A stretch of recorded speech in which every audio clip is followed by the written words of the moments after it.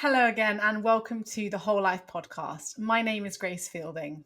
And I'm Paul Woolley, and today we're talking about social action. Well, Paul, it's good to be back for another episode today, isn't it?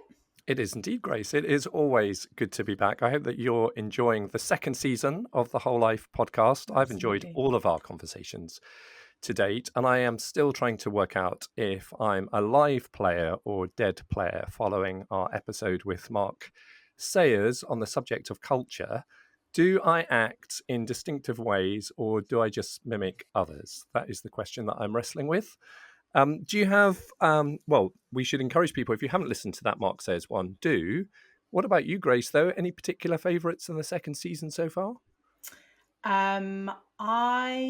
To be honest, I agree. I think it's been a brilliant season. I really enjoyed the episode, especially we did with Rachel Gardner on sex and relationships. I thought she spoke really well on that. And yeah, also, I think it's fair to say it can feel like a bit of a sort of taboo topic and it can be a bit awkward, but actually she was in no way awkward and was very kind of real honest, but also refreshing and helpful on the topic. So again, if you haven't had a listen to that, I would highly recommend it.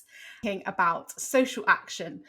What's this connection between the Christian story and justice and empowerment? And has Christian-based social action been effective in reducing poverty? We're going to ask, has it equipped Christians with a greater sense of justice? And has it been an effective way of witnessing to the Christian story? Those are such big questions, aren't they, Grace? Well, one person who has given a great deal of thought to these is Jon Kuhrt. Jon has worked with people affected by homelessness for 30 years. He is a former government advisor on how faith groups address rough sleeping, and he's now CEO of Hope into Action. Jon blogs at gracetruth.blog. He lives with his wife in Streatham in South London, and they have 3 children. He likes football but loves cricket, and I am delighted to say that he's our guest on today's podcast. Jon, it's so good to see you again. Thank you for joining us. Not at all, Paul. Thanks very much for inviting me on. Nice to meet you, Grace. You too, John. We're looking forward to chatting today. I wonder, to sort of kick us off, and sometimes we like to start with some definitions on the Whole Life podcast, just so that we're all on the same page as we start off. So in terms of definitions, I wonder if you could speak to 2 things initially. So what does this idea of poverty look like in the UK today? And then secondly, off the back of that, how would you then define social action? Sure. Thank you, Grace. Well, I think poverty is most obviously a lack of material things, a sort of poverty of resources. You could say people not having enough money and not having the sort of physical resources they need. I think that's the most obvious one. But I think anyone engaged in issues, and homelessness really illustrates this, is that it's not just an issue of material goods. Actually, coupled with often that physical illustration of poverty is a poverty of relationships. So actually people struggling in their relationships with each other. And of course, resources and relationships are combined. If you're low on resources, your relationships are going to be under pressure. Relationship breakdown leads to a lot of resources poverty. So they're very entwined. And then I think thirdly, you could call a sort of poverty of identity, poverty of self, the way people perceive themselves. So as well as their relationships with others being fragile or potentially, quite vulnerable, their relationship with themselves is. And I think that's manifested by the whole sort of epidemic of mental health issues and loneliness and all these forms of poverty that are to do with being alone and how you see yourself. So an issue that I've been engaged with a lot of my working life is addictions, and addictions affect all 3 of those forms of poverty. They take your resources, they affect your relationships, and they often really, really scar your identity. No, that's really helpful. I think, helpful sort of on the offset to think about poverty is not just, not having things, because I think sometimes that is what we think of when we hear it. So then in terms of social action, how do you like to describe that? Sure. Well, I think that sort of holistic definition of poverty is really helpful because, in the sense, Christians especially have felt called to respond to poverty since Christianity began. Obviously, the early church, the book of Acts is full of these things. So in terms of, I think, having a holistic view of poverty is important, because then there's a whole range of different social action responses. And since the church began, people have been responding socially. It's not just been a message of sort of individual spiritual faith. It's been a faith that's always been clothed in action. And I would say that social action at its best responds to each of those forms of poverty. So yes, it does provide material help. So a lot of homelessness work is providing shelter, a physical place to stay, or food, or emergency resources like clothes and things like that. So that's one aspect. But then obviously forming relationships, actually reaching out to people. And I think this area is really interesting, because social action, being more relational, being more mutual, bringing people into community where they can not just be served, but play a role in a community and form two-way relationships. So that relational emphasis is really important. And then lastly, with identity, offering services or support which can actually speak to someone's way they see themselves, speak to their very identity. And of course, the Christian faith is especially relevant here, because we have a message that has that power to transform the way someone sees themselves, to help them know that they're not just a recipient of charity, like a recipient of the sort of goodwill of others, but actually God loves them. God cares about them. God thinks they're vitally important, that they're made in his image, and we want them to live a life in all its fullness. So I think, we'll probably get into this, but social action, I think good social action, and the Christian gospel has the ability, I think, to respond to each of those three types of poverty. That's brilliant. I know me and Paul in the past have talked a lot about politics, and when you think about resources poverty and relational poverty, that can be quite political. Like on the left, generally, people have really emphasized the resources element of poverty. If you read an article on homelessness in The Guardian, it will really emphasize the lack of resources available. Whereas more maybe on the center right, they're a lot more talking about relationships and family breakdown, which can be an area the left find a bit difficult to talk about. But in my work, you just see the impact of both of those things. And I think a Christian way of talking about poverty is to talk about both and hold them together. Yeah, no, that's so helpful. Jon, Paul gave us a brief introduction to you as a person at the top of the podcast, not least your love for cricket. Oh, I love that. Above football. But I wondered if you could give us kind of a little bit more of your own story in regard to this area of social action. Yes, I got involved. I studied social work. I'm a sort of, from a middle-class background in South London. I went up to Hull University to study. It was the only place that accepted me. But I was really glad I went there, because it really taught me a lot. And I started volunteering in a homeless centre in Hull. And that was a huge eye-opener for me, really, and seeing the impact of material poverty and really learning about the impact on people's relationships and their identity. And from there, I've always sort of carried on working. When I graduated, I got a job in a big hostel in Hackney. And again, it was full of learning. And I went from there to actually work for Centrepoint, which is a charity for young homeless people. I was managing hostels in the middle of Soho. And again, a very hectic, demanding, pretty... at that time, 20 years ago, it was full of so much need and pretty shocking situations. A lot of young people caught up in the sex trade, a huge amount of chaotic addictions. Other jobs I did, I went to the West London Mission, which is part of the Methodist Church. I was chief exec there, and we ran a whole range of different services for people who have been sleeping rough, also people coming out of prison, and people with serious addiction to alcohol. So that's kind of been my work, really, in very much sort of managing services for people affected by homelessness and rough sleeping. And it's really interesting the sort of role that faith has played, because so many of the organizations I worked for, like when I was at university, this agency that got me connected with the homeless centre in Hull was, as far as I knew, just a secular student organization, Student Community Action. When I dug into the history, it was actually formed at the Christian Union in the 60s. Okay. But by the time I was there, 30 years after that, it had just split completely from the Christian Union. It didn't really have anything to do with it. And that's been the story of my working life, really, working for organizations that were founded by Christians but have struggled to hold on to that Christian distinctiveness in different ways. So there's lots more to say on that, but that's been my journey, really. And about 5 years ago, I was approached by the rough sleeping unit in the government, in the Ministry of Housing, to join as an advisor. So for 4 years, I sort of left the charity world and worked for the central government team dealing with rough sleeping. And they asked me to join specifically to advise local authorities on how to work with churches and faith groups. So it was quite a niche role, but it was really fascinating because I'd be troubleshooting, getting in the discussions between churches and local authorities and trying to bridge and connect and help people work together well.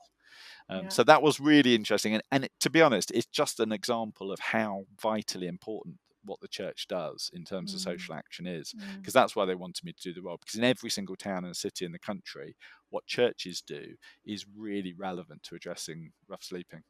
Yeah, I find it so interesting that at quite a young age there was clearly something about this this issue specifically of homelessness that your heart was clearly very captivated by, and that's obviously led to really your whole career focusing on trying to tackle and improve people's lives in this area. I feel like sometimes it's later on in life, not necessarily the things that you might go to university to study. I don't know, did you mention what you studied? I'm not sure you did. I studied social work, so it's pretty connected. So there was a connection, but I always find it encouraging hearing stories of people who kind of fairly early on they think, I've got a heart for this, and actually that then ends up kind of forming a huge amount of their life from there. I think I was affected. Like, my dad's a vicar, and we used to have what people call tramps, or like gentlemen of the road, calling in, asking for money often. And it was really interesting, again, in a sort of quite a sort of leafy area I grew up in, having people who were completely different, and the language and the smells were quite different to what you normally visited the vicarage.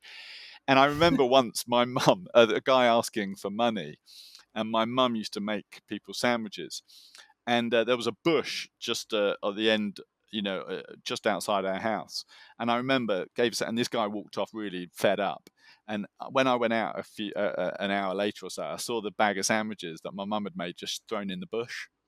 And I remember that, again, I was only little, but you start thinking, actually, this is quite complicated. It's not quite as simple and straightforward as you think. And I think this issue of integration of faith is really a relevant one in terms of my journey. I think that would be a really good thing to talk about, because I really, really believe in social action. I think it's what the church should be doing, absolutely. But so often it disconnects the fruits that it leads to, disconnect from the roots from which it grew. And that's a real problem, I think. Yeah, well, let's stay on that topic. Let's unpack that a bit more. So, you've mentioned obviously various different elements of the Christian faith or Christian values that are kind of intertwined, and there's a real need for them in this area of social action. But what would you say you see as the kind of the connection between the Christian story and then themes like justice, empowerment, and I suppose as you've mentioned, social action? I think it's as straightforward as the two main commandments: loving God and loving your neighbor. What does loving your neighbor look like? Who is my neighbor? The Good Samaritans told in response to that question. And I think that the whole of Scripture calls us to be practical, to put our faith into action. I think that's the consistent call. Now, that looks both like, I think, arguing for the structures of society to change, for social justice. I think that's often the business of politics and policy, people, shaping the way society is organized. But obviously, it also calls for hands-on action. And I think this is the form of Christianity with its sleeves rolled up, really. And that's what I think really speaks to people. Actions do speak louder than words, but we can't just collapse Christianity into just activism, because the good news is about what God's done. So everything we do, I think, is a response to God's grace. We're called to reflect that, to be light, to be salt. Well, I think these are things that lead us into action. And I love the fact that when you look at the homeless sector, all the different organisations set up to respond to homelessness, virtually all of them have the church in the background somewhere. The Salvation Army is probably the most obvious, but obviously groups like the YMCA, St Martin in the Fields, the Cyrenians, the Church Army. You've just got countless ones. West London Mission, as I referred to, Centrepoint, Shelter. They were all started by church leaders. Now, sometimes that's airbrushed out. But I think, again, it's holding it together, holding the fact that a desire to love God is expressed in love of neighbour, which then creates organisations. And I think often this is where things have then broken down, that organisations in growing or employing more and more people who don't hold that same founding motivation just gradually begin to fade. And you see it just getting diluted. And then it's just, a footnote in history, rather than something that's dynamically relevant to its work today. Interesting, John. It would be good to talk a little bit more about that, I think, in a moment. We have similar experiences growing up, by the way, except neither of my parents were vicars, but our neighbour was a vicar. And therefore, we often had people who would knock on our door when he wasn't in, or perhaps just wasn't answering, seeking help in similar ways. And that's so formative, isn't it, at the beginning? But you've spoken quite a bit about Jesus and his command, and drawing attention to the command to love God and love neighbour as self. And of course, it's one thing to say that. It's one thing to say that therefore necessitates social activism. But it's another to work out precisely what that looks like. That's where it becomes a little bit more debatable and even more contentious. In recent history, what are the ways in which Christian social action has been expressed? Can you give us a little sense of that from your vantage point? Yeah, I think that in the last sort of 15 years especially, there's been a real growth in what you could call like replicable models. So the most famous, well-known of these are food banks. I mean, food banks are started off, Trussell Trust really popularized them and formulated them into a franchise model where loads of churches could run one relatively straightforwardly following a model. Now, these models have really, really grown. And what it especially, I think, politically, it's often in response to the austerity and do you remember the Big Society, David Cameron's Big Society? Not many people quote that anymore, but I think that was a sort of driver for a church response that I think what it did was there was a rising, especially in the evangelical church, a rising social conscience. I used to go to things like Spring Harvest 30 years ago and have very little to do with social justice or social action on the agenda. Whereas now there's far, far more. It's far more mainstream. And that coincided with these replicable models. So I think social action has really grown. I mean, I think something like 89% of food banks are based in churches. Things like Christians Against Poverty and their debt centres, that they've grown hugely in the last 15 years. Street pastors, warm hubs. There's a whole range of different food projects. So I think that social action has undoubtedly grown, and it's not, say, 30 years ago, that would have been the domain of more liberal churches. That's just not the case anymore. Actually, a lot of evangelical churches that emphasize that preaching of the gospel and a sort of personal commitment to Christ are full of social action. So I think in a lot of ways that's really good, because I think people are doing what we said, they're integrating love of God and love of neighbour. But I think the growth really poses questions.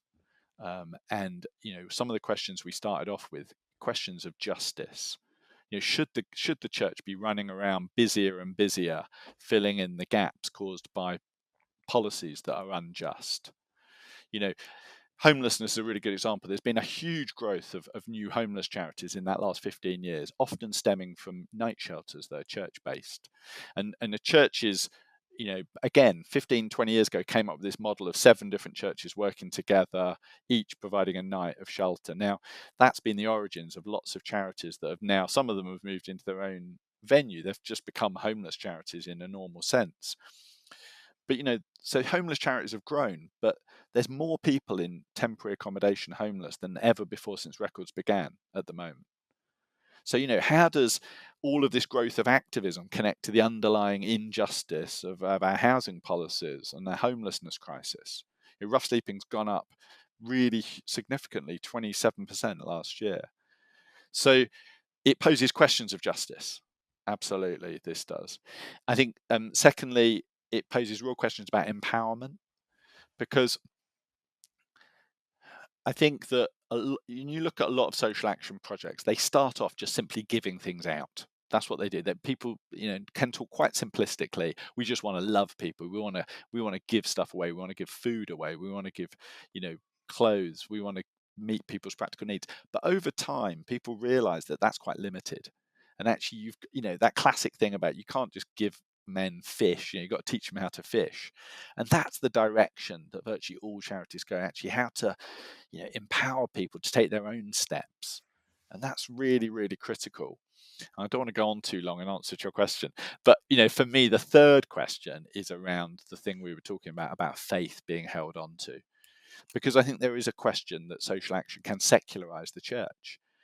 If you accept partnerships that really mean that it's just all about a certain type of provision, often faith becomes muted. Some forms of partnership, limit people's freedom to actually express what a church is all about. When I was working for the government, I had a local authority phone me up and they said to me, there's a local church to us, they're doing great work, but they do talk about Jesus a lot. And I said to them, well, they are a church. What do you expect them to talk about? And, it's that kind of question that really needs robust defense, that, we shouldn't allow the sort of drive towards inclusion and service to actually undermine the message which has motivated the project in the first place. Yeah. So there's so it's a lot of growth, but a lot of questions. Yeah. Well, it's interesting, John, and it's fascinating in terms of what you describe, which sort of gets to the nub of it, really, for me, which is around the extent to which these forms of social action have, in fact, been effective in reducing poverty. So it's one thing to talk about the huge growth in activism, which superficially we might think, or just on the face of it, think that's laudable. But then at the same time, you talk about the huge growth in need. To what extent has Christian social action been part of the solution as opposed to part of the problem? And I ask this in part precisely because of what you talked about. I mean, you referenced early on the Trussell Trusts. And, there's now, according to Trussell Trusts, a record 3.1 million people who have been receiving emergency food parcels in the past year. So that would suggest that there is a growing need. Now, that might happen anyway, but I think it does require us to kind of face up to the question about the extent to which our endeavours, however well motivated, are in fact effective. What's your take on that? Yeah, it's a really sensitive question, because I think anyone involved in delivering any kind of services, you can impact the demand by providing the service. I mean, there's no doubt about that. Now, it's a very sensitive issue, because people will accuse you of victim blaming when you talk about that. But in homelessness work, you have to make some form of assessment of people when they're coming. And this is why organizations really need to work together. So assessment isn't a dirty word. It's what needs to be done to verify someone's situation. I used to run a hostel for young people. It was a real danger that, you accept one young person and a few days later their cousin might turn up and say, I want to move in here too. Looks quite a laugh living here. Now, things like that. Now, by saying that, I'm not denying there's a massive problem with youth homelessness. There is, but you've got to be shrewd. You've got to understand the dynamics. Now, I think with food poverty, what I'm really interested in is the shift from food banks towards things like food pantries and social supermarkets, because these are services where people do pay. And for me, I think this is a really important development. When people are no longer in crisis, where they do need emergency food bank provision, how do we address the more chronic issues that are going on in communities of food insecurity and food poverty? Now, just giving handouts isn't going to be a long-term solution. And of course, I want to see significant social and political change. I want to see wages improve. I want to see the injustices of 0-hour contracts being addressed more readily, and all of these things. So all of those big structural things. But I also think that this shift towards models that are more empowering and more sustainable are really important. And that calls for some difficult conversations. In homelessness, I was involved in helping quite a number of night shelters in the past close down because at that point they weren't needed, because there wasn't the number of rough sleepers to justify the maintenance of the 7 churches going around. During the pandemic, it was really heartening to see the local authority accept responsibility for a lot more people. And you have to, I think people who provide these services have to be aware and take responsibility of the impact of these services. And I think if a book like Toxic Charity, which is an American book, is such an important read, because we can learn a lot from America, because they've had a lot of food provision for a lot longer than we have. And I think that the way that we can shift from just handouts to more sustainable models that empower people is a really key question.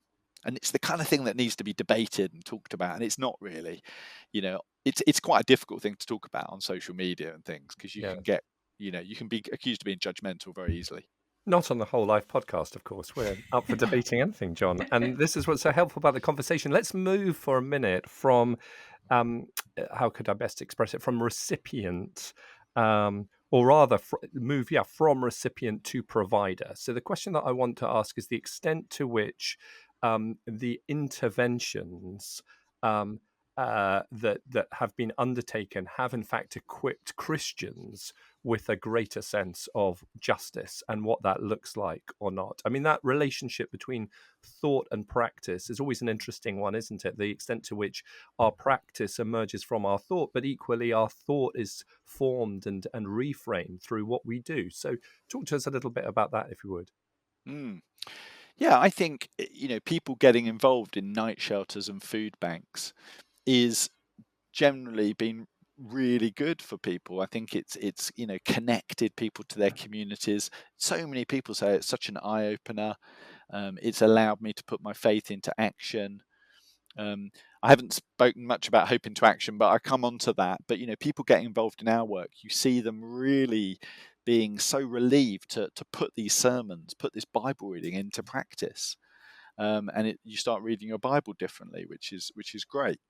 I think one of the things that's important is that people are really honest about what they see in their communities as a result of their involvement. And I think for me, this is where a theology of grace and truth is really important. Because if people come into the work simply feeling that they're dealing with just people who are victims and who simply need simple help, that actually giving something out is going to be transformative in quite a straightforward way, often get a rude awakening, because poverty is more complex. It's not just resources, as we said, it's to do with relationships, to do with identity. And so I think equipping people with a sort of sense of compassionate realism about the challenges they face, because often, and especially, I talk to a lot of people trying to help people with addictions, it's very frustrating. You've got to be careful. You've got to guard yourself. You don't want to if you're naive, you can easily burn out.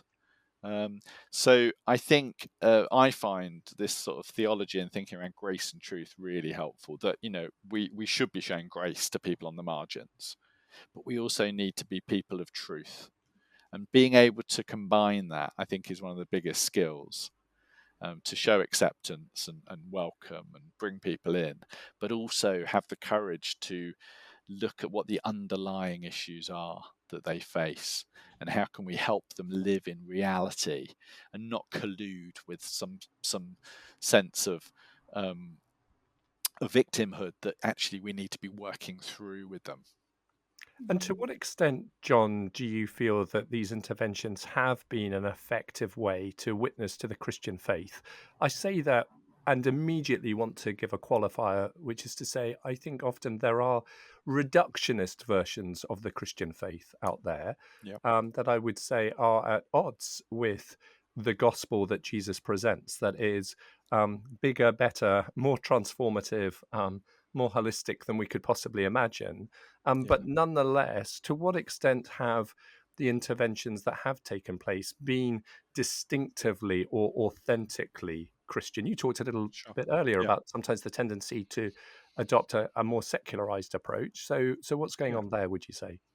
Yeah, I think there's a real range, basically. I mean, your former colleague Paul Bickley at Theos wrote Wonderful man. a good booklet using a sort of milk-based metaphor, and he took well, this milk, that basically social action, you can have a very skimmed kind of Christian ethos. It could be a bit semi-skimmed, or you can have full fat, and there's a real range across the board.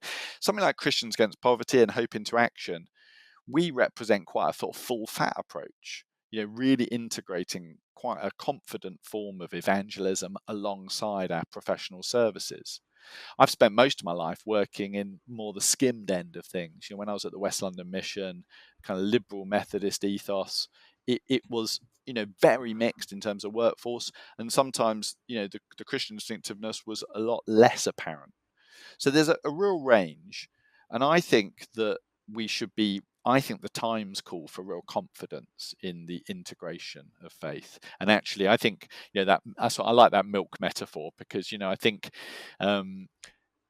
we can be more intentional and more focused. And I think there is a lot of fluffy theology. I mean, I can't bear it when I hear that St. Francis of Assisi thing about, Right. preach the gospel at all times, use words if necessary, because I think Justin Welby said he almost certainly didn't say it. And if he did say it, he was wrong. And, Yeah. you can understand why people say it, because I think action is the best form of witness. I think what a church does is really impactful in a community, but we shouldn't divorce that from then being able to articulate why we're doing it.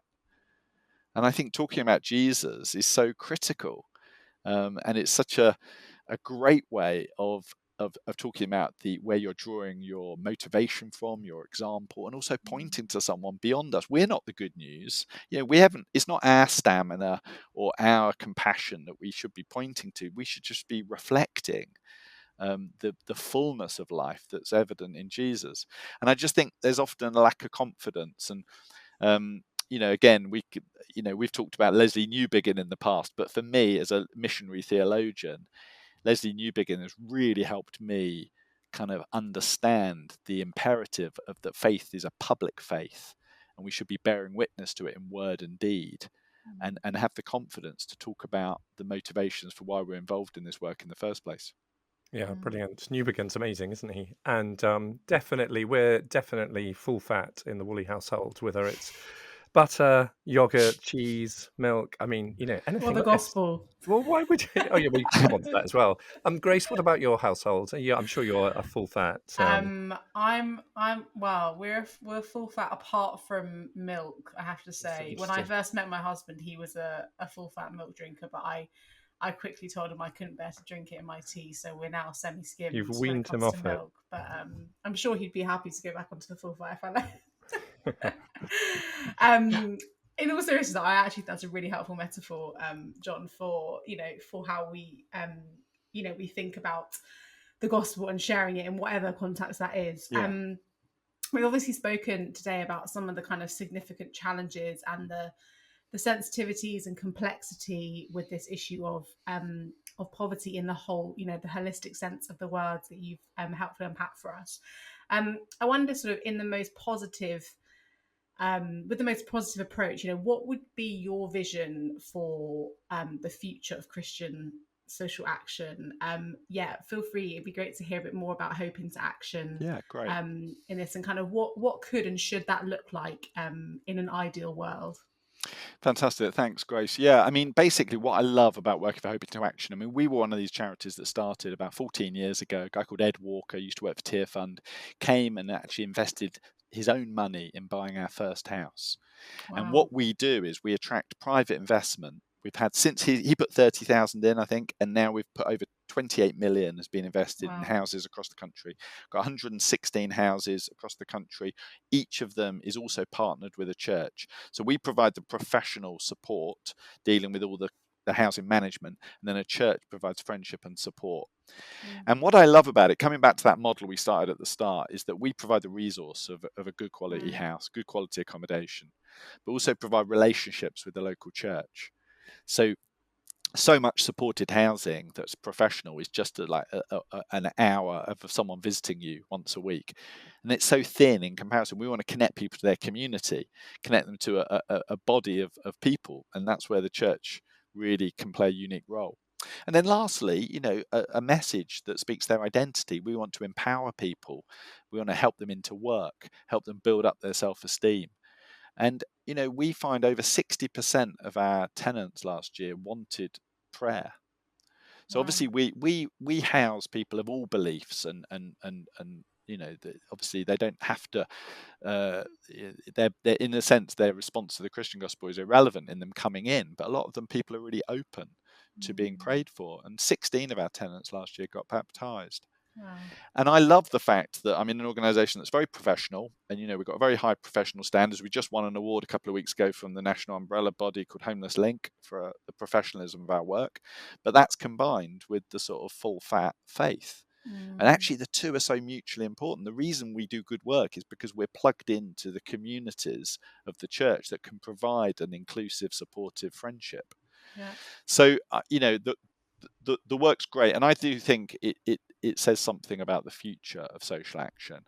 So I think the future, as we've said, should be empowering, should be looking to develop people's strengths and independence, and not creating dependency. I think they're the kind of things that really need being talked about. So that looks like things that are mutual, giving people places to serve. I mean, the great thing about the church community is people aren't just recipients. They've got a role to play. They've got things to get. They can get involved in serving.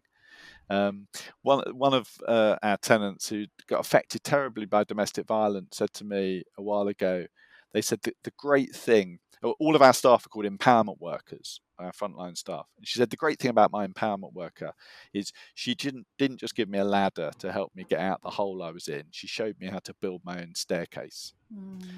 And I love that quote, because I think if we can be helping people build their own staircases, not just relying on our ladders, on our sort of benevolence, but actually really build and that looks like the boring things, like getting them to pay their rent, getting them to live well with their housemates. It's quite tough love, a lot of it.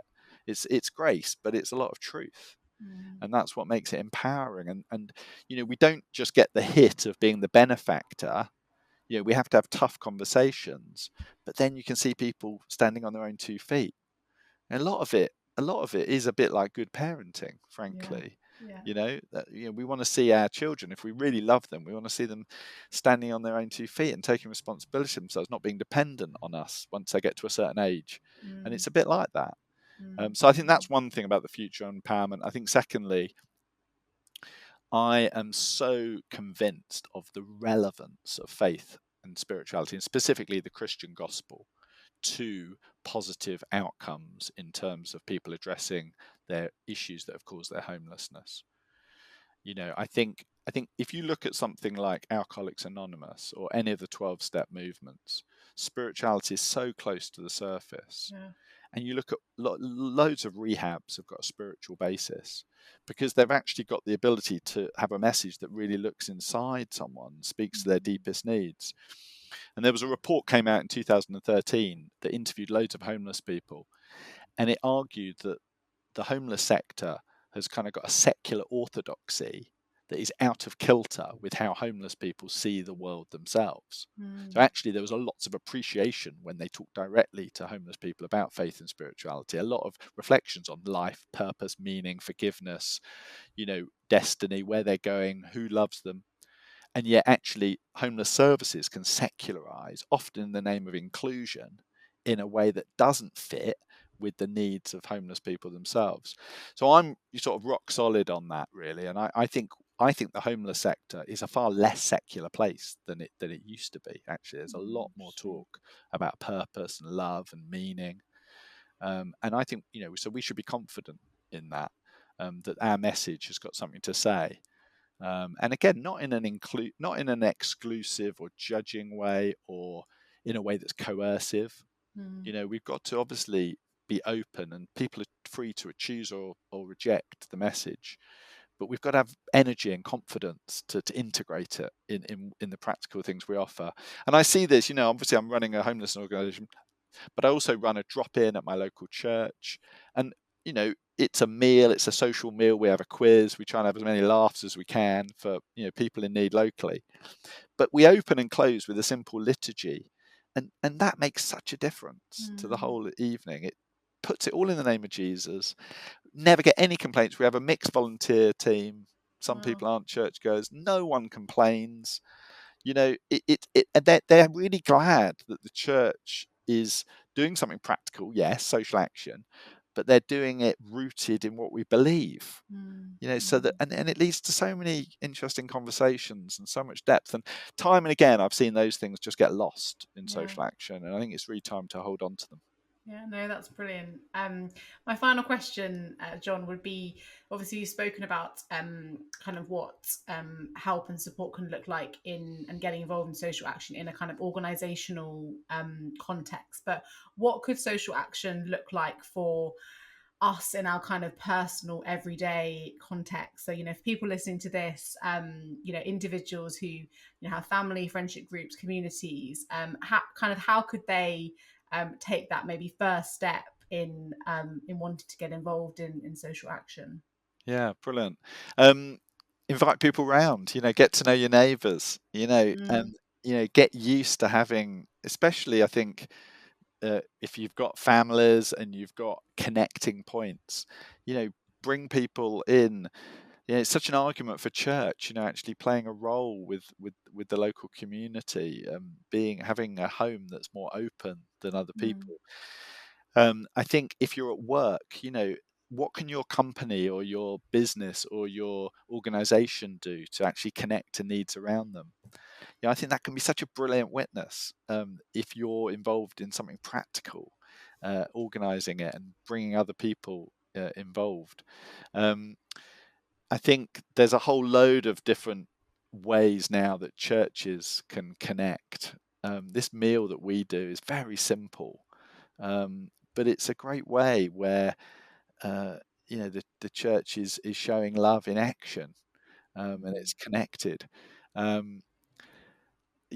So I think carving space out to put your faith into action, and the simple things often, the project, like with Hope into Action, for example, we're doing the complicated bit of the housing and the professional sides of it, but we need friendship and support volunteers, and what they're doing is really simple. There's no form, it's not lots of forms, not lots of complexity.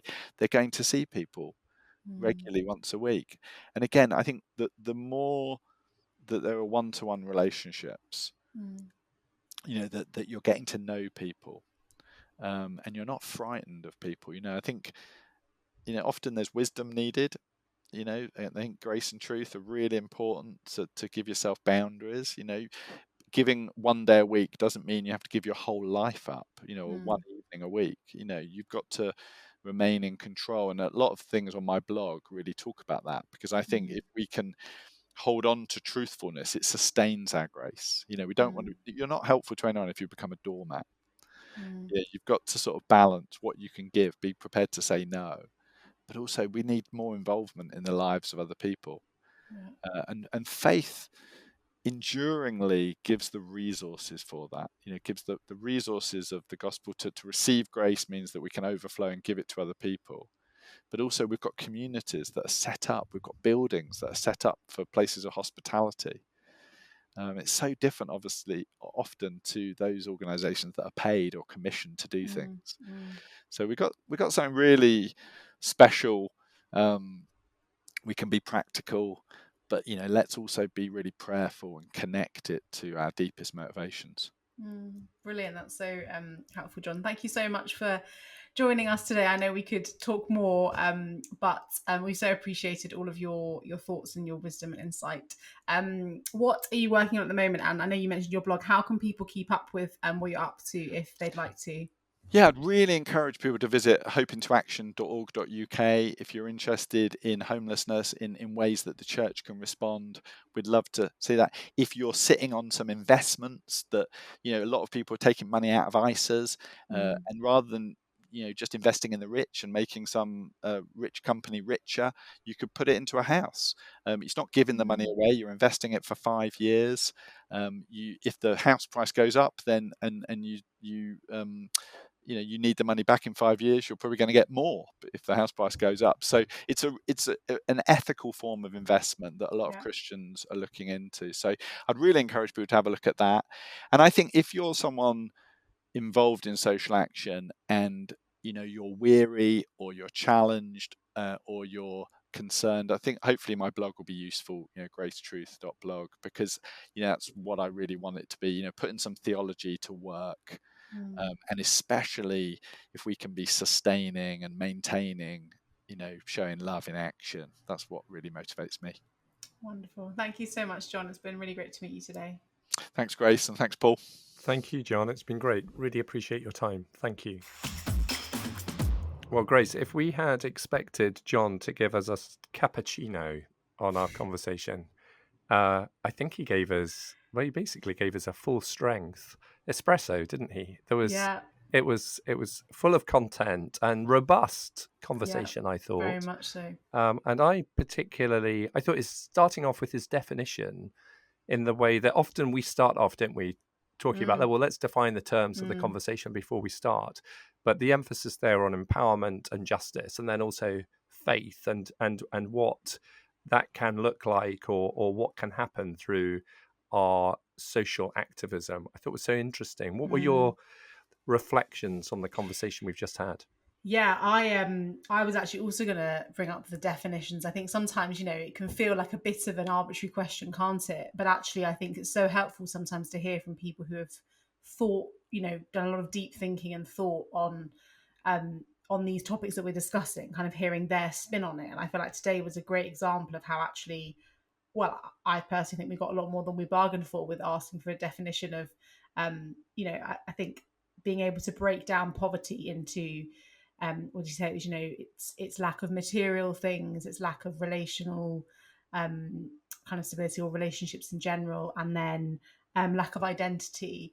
I think that just helped to frame the conversation so much more widely, and actually makes you realize how narrow minded we can be sometimes when we think about the term poverty. And I also loved, I think it was a bit of a kind of, I don't know whether this is an official phrase he uses often, but when we asked him about how he would kind of define or describe social action, and he said something along the lines of, I would say, in the Christian context, it's Christianity with its sleeves rolled up, which I just thought was such a good and helpful, it shows that sense of, getting into the heart of where the need is, but actually there being something very proactive in it. And actually, he acknowledged, didn't he, the whole way through along the conversation, where there's often a lot of messiness, complexity, sensitivity required in all these areas. But actually, I think the way he, even just him as a person, you could tell actually he's clearly a huge gift in all those spaces that he is, because when he spoke about the need for grace and truth and the need for this kind of full fat gospel approach, like he was almost the embodiment of that, even in the interview we had with him.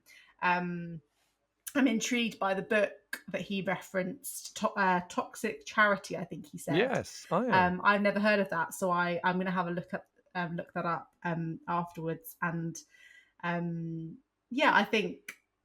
I think it was interesting to hear as well, kind of some of his suggestions about what does that look like for us, if we don't work for a social action organization.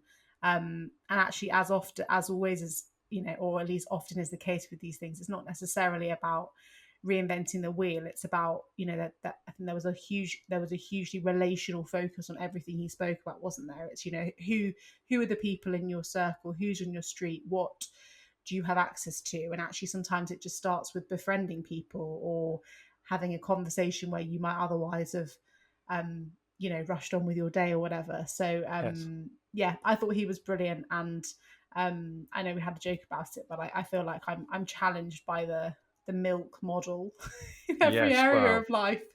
you certainly should have full fat milk. I felt like I was maybe the unpopular Grace. one in the room at that point. That said, I can understand if you've been used to skim, then the transition to full fat is quite Semi-skimmed, heavy. Oh, semi-skimmed. yeah. Well, that's better. I wouldn't have skim. Anyway, what did you? Aside from obviously your reflections on the definitions and stuff, what other things stuck out for you? Well, Paul? I did like the way that he burst that myth around Francis of Assisi and that yes, he quote. was very strong with that, wasn't he? I thought that's right. I think often, that's sort of meant well, but the idea that somehow words don't matter or we can separate our words and actions is nonsense. I think I remember reading that the nearest to that quote from St. Francis of Assisi was when he talked about the importance of friars and the fact that their preaching should match their deeds. So the idea that, we should always make sure that our deeds and our words match each other and there's an authenticity